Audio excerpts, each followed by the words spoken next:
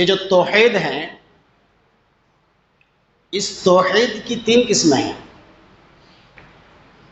لیکن میں ان 3 قسموں کو بیان کرنے سے قبل ایمان کو بتا دینا مناسب سمجھتا ہوں، اس لیے کہ ایمان کو صرف ایک اللہ رب العالمین پر ایمان توحید کے ان تینوں قسموں کو شامل ہے۔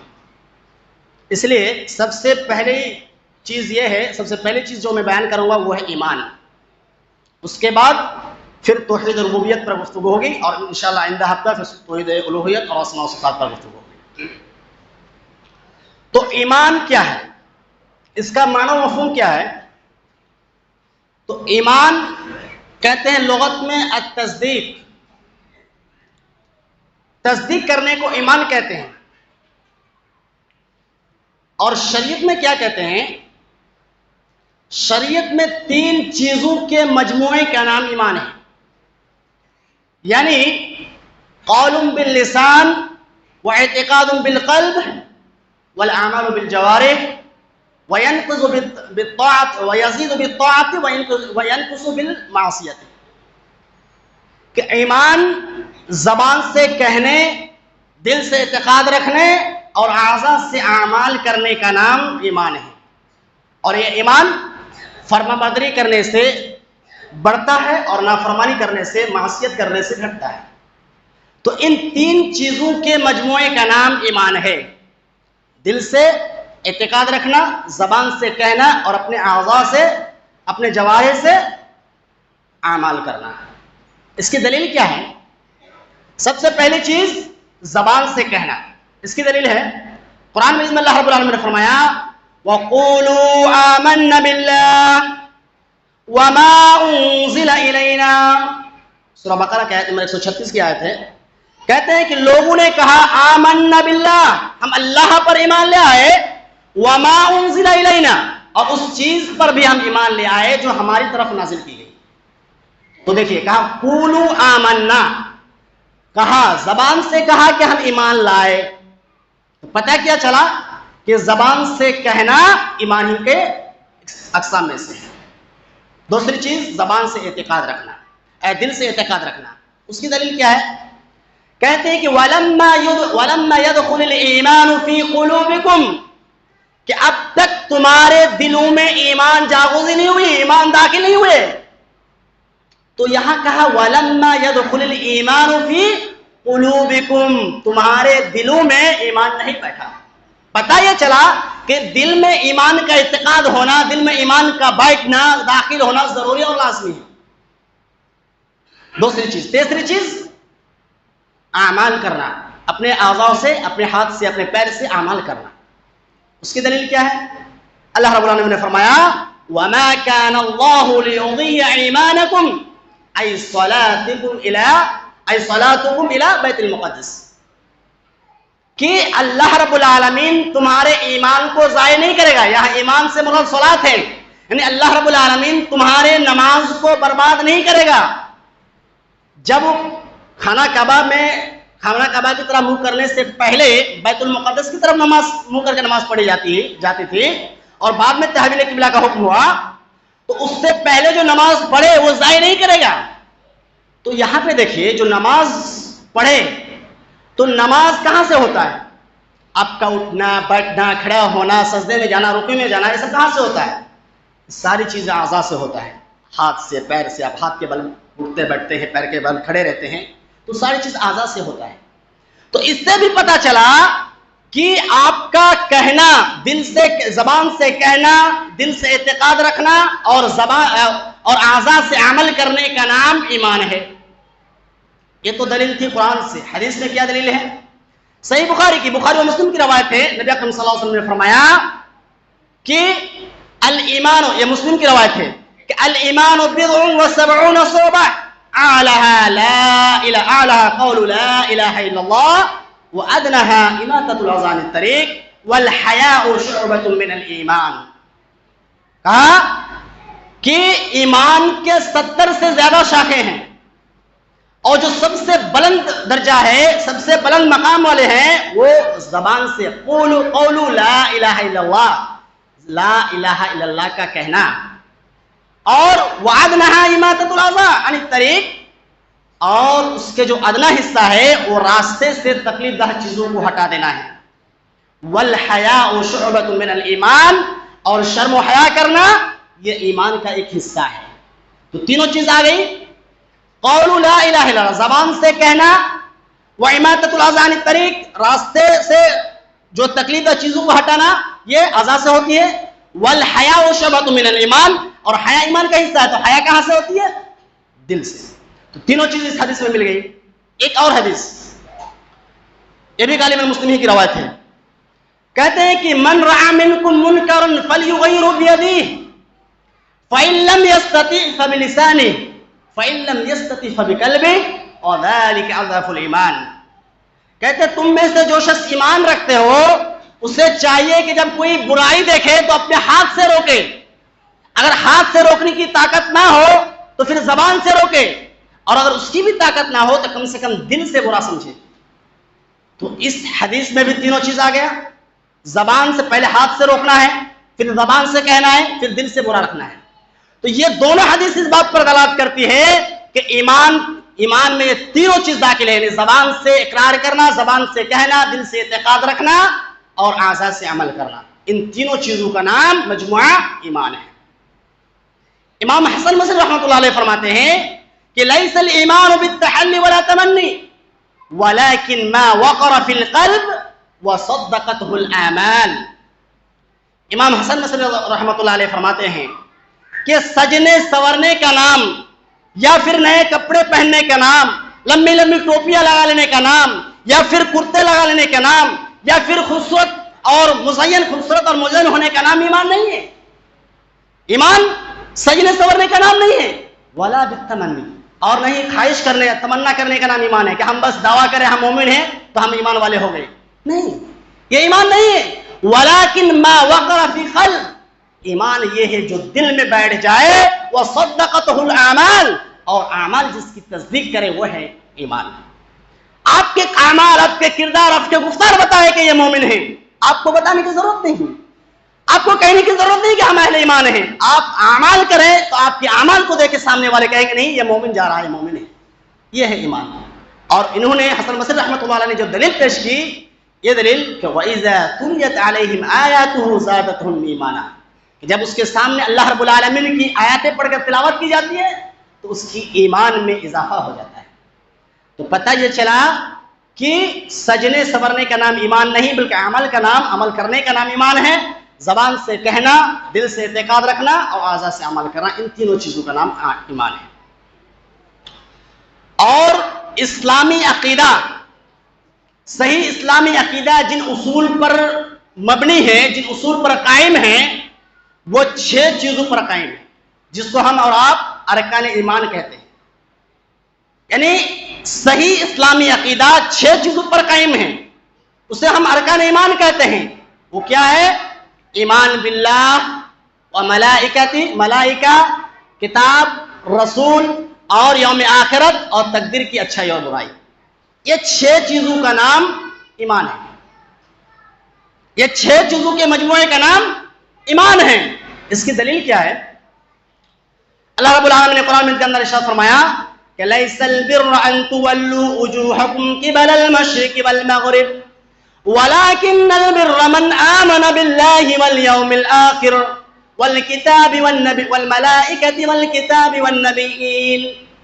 ایمان یہ نہیں کہ آپ اپنے چہرے کو مشرق یا مغرب کی طرف کریں، بلکہ ایمان یہ ہے کہ آپ ایمان لائے اللہ پر اور اس کے نبیوں پر، اس کے فرشتوں پر اور اس کی کتابوں پر ایمان لے آئے۔ اور ایک دوسری جگہ میں فرمایا کہ اِنَّا كُلَّ شَيْءٍ خَلَقْنَاهُ بِقَدَرٍ، کہ ہم نے ہر ایک چیز کو ایک تقدیر کے ساتھ پیدا کیا، ایک اندازے کے ساتھ پیدا کیا۔ تو اس سے بھی پتہ چلا کہ ایمان کے یہ 6 ارکان ہیں: اللہ پر ایمان رکھنا، اس کے فرشتوں پر ایمان رکھنا، اس کے رسولوں پر ایمان رکھنا، اس کی کتابوں پر ایمان رکھنا اور یوم آخرت پر ایمان رکھنا اور تقدیر کی اچھائی اور برائی پر ایمان رکھنا، یہ 6 چیزوں پر ایمان رکھنا۔ حدیث میں اس کی دلیل ہے، حدیث لمبی حدیث ہے، حدیث جبرائیل میں، جب جبرائیل علیہ السلام آ کے نبی صلی اللہ علیہ وسلم سے پوچھا کہ یا نبی ہمیں خبر دیجئے کہ ایمان کیا ہے؟ تو صلی اللہ علیہ وسلم نے فرمایا ان تؤمنوا باللہ وملائکتہ وکتبہ ورسلہ، ایمان یہ ہے کہ تم ایمان لے آؤ اللہ پر، اس کی کتابوں پر، اس کے رسولوں پر، اور والنبی وان تؤمن بالقدر خیرہ وان تؤمن بالقدر خیرہ وشرہ، اور ایمان یہ ہے کہ تم تقدیر کی اچھائی اور بھلائی پر ایمان لے آؤ۔ اس سے بھی پتہ چلا کہ ایمان ان 3 چیزوں کے مجموعے کا نام ہے۔ تو یہ 6 چیز ہے۔ سب سے پہلے ہے اللہ پر ایمان۔ اللہ پر ایمان لانا سارے لوگوں پر، پہلے اللہ پر ایمان، پھر رسول پر، کتابوں پر، یعنی ترتیب اور ان 6 چیزوں پر ایمان لانا ہے۔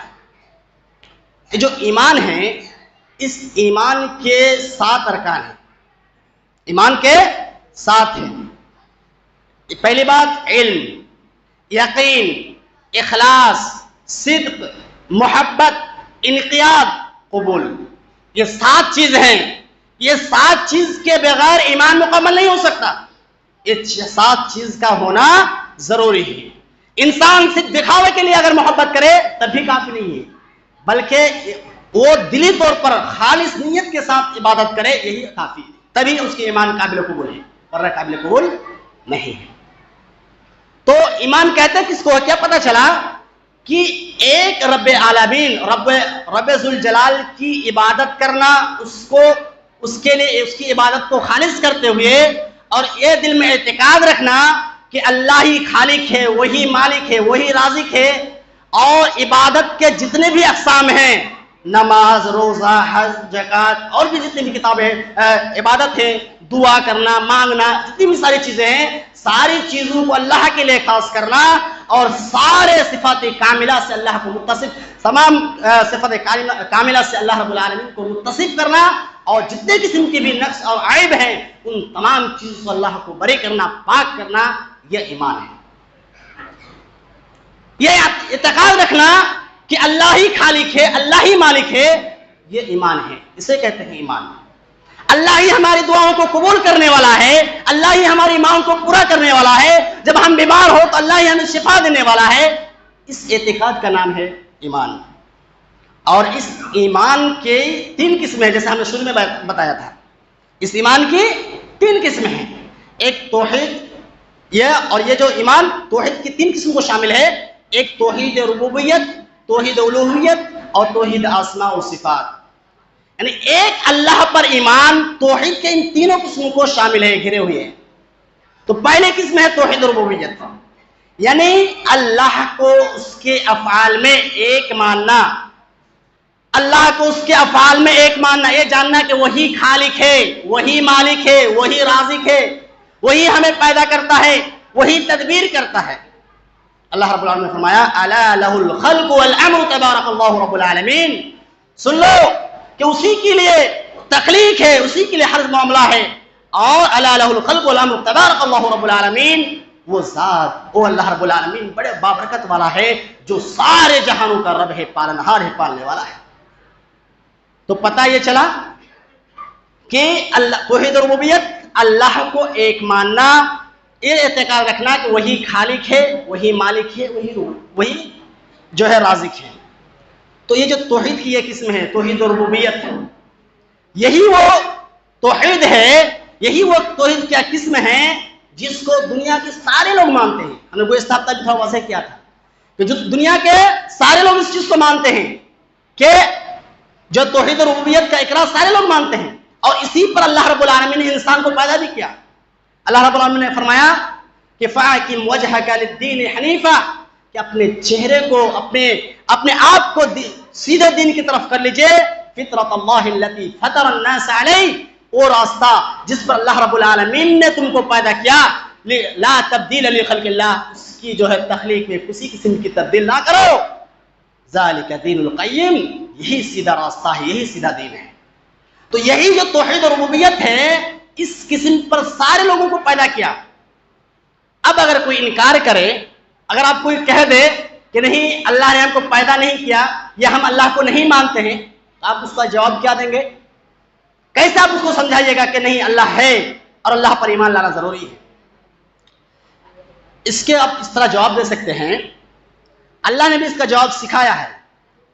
قرآن میں اللہ نے فرمایا کہ ام خلقوا من غیر شیء ام هم الخالقون، کہ کیا وہ لوگ بغیر کسی چیز کے پیدا کیے کر دیے گئے یا وہ خود اپنے آپ کو پیدا کرنے والے ہیں؟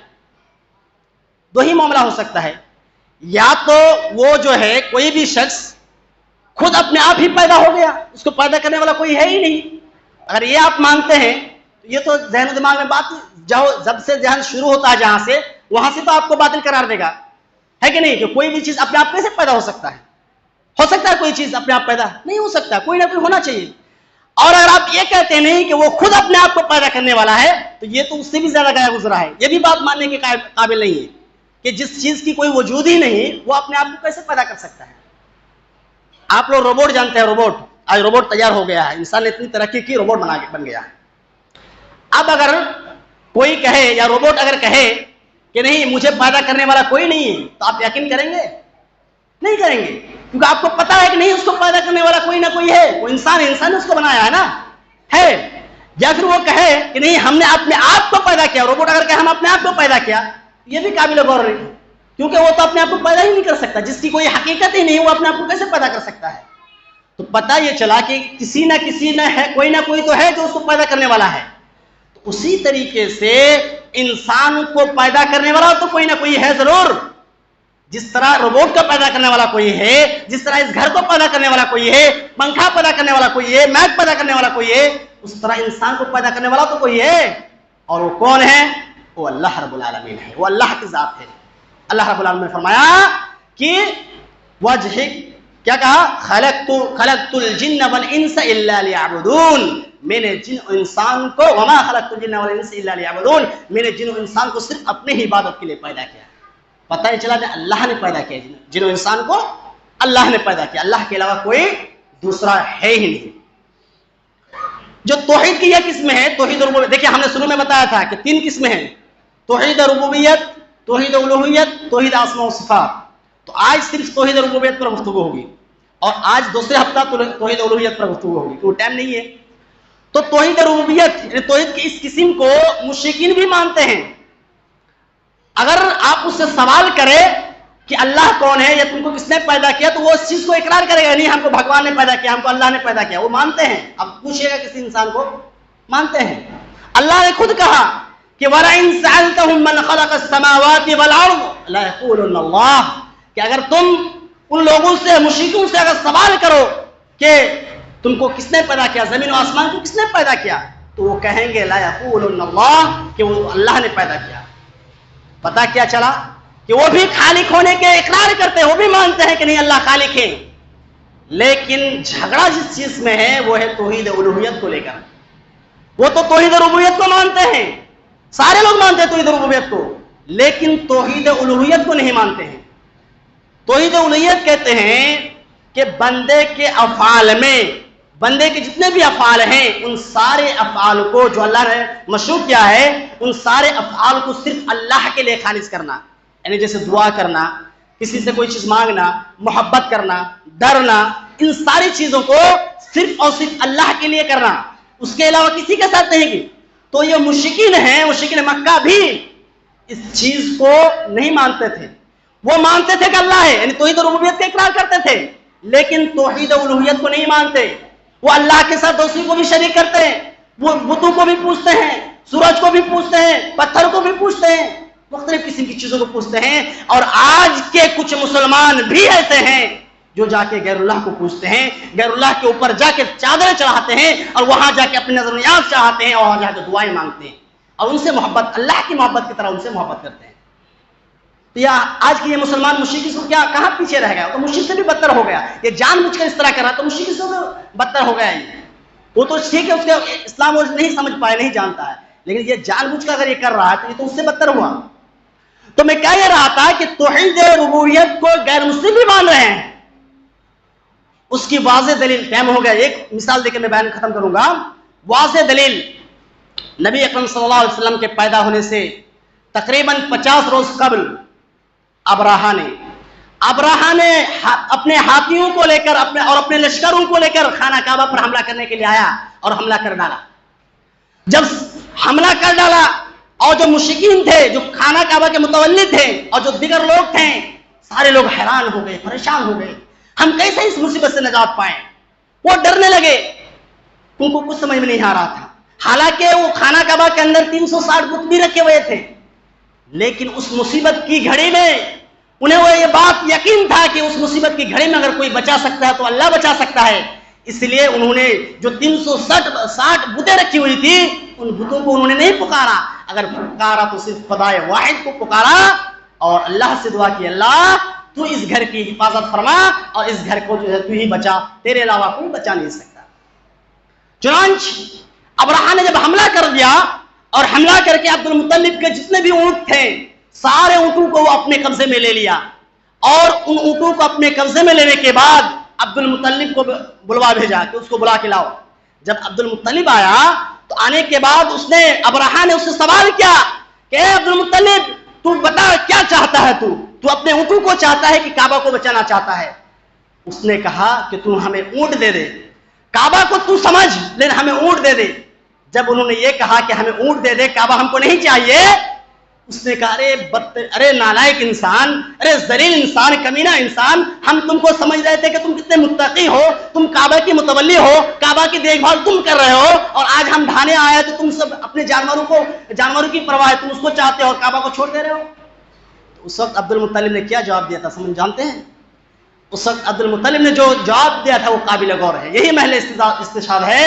انہوں نے کہا تھا اے ابرہہ تو سن لے، تو نے ہمیں ذلیل کہا، ہمیں حقیر کہا، ٹھیک ہے سن لے میری بات، یہ جو اونٹ تو نے قید کر رکھا ہے اس کی ذمہ داری ہمارے اوپر ہے، اللہ نے اس کی ذمہ داری ہم پر دی ہے، اس کو کھلانا، اس کو پلانا، اس کو چارہ دینا، یہ سارے کام ہماری ذمہ داری میں ہیں، یہ اونٹ ہمارے ہیں، اس لیے ہم نے اس اونٹوں کو مانگا، اور یہ جو خانہ کعبہ ہے یہ اللہ کی ہے، یہ اللہ کی ہے، اور وہ اللہ اپنے گھر کو ضائع ہونے نہیں دے گا، تو تباہ و برباد ہو جائے گا اور یہ گھر محفوظ ہو کے رہے گا، تو کچھ بھی بگاڑ نہیں سکتا۔ اب دیکھیے یہاں بھی دیکھیے میرے بھائیوں، ہوا بھی ایسا ہی، اللہ رب العالمین نے پرندوں کو بھیجا۔ آپ نے سورہ فیل میں پڑھا ہوگا علم تری کیف فعل، اس کو میں تشریح میں نہیں جاؤں گا، ٹائم ہو گیا، تو سورہ فیل میں پڑھا ہوگا کہ پرندوں کو بھیج کر اس کو تباہ و برباد کر دیا اور الحمدللہ خانہ کعبہ محفوظ رہا۔ تو میں جو بتانا چاہتا ہوں اس قصے سے کو دیکھیے، اس وقت بت 360 رکھے ہوئے ہیں، ان سارے چیزوں کو چھوڑ کر ایک اللہ کو پکارا۔ اب یہاں پہ عبد المطلب، اس وقت تو اسلام تھا ہی نہیں، تو عبد المطلب اس وقت آئے ہوئے ہیں اور آ کے بکریوں کو اونٹوں کو مانگا اور مانگ کر کہا کہ اللہ کا گھر ہے، اللہ حفاظت کرے گا۔ تو اس وقت وہ جانتا ہے کہ اللہ محافظ تھے۔ تو پتہ کیا چلا کہ غیر مشرکین مکہ بھی اللہ کی اقرار کرتے تھے، وہ بھی جانتے تھے کہ اللہ خالق ہے، اللہ مالک ہے، اللہ ہی ہے جو اس گھر کی حفاظت کر سکتے ہیں، اللہ ہی حافظ ہے۔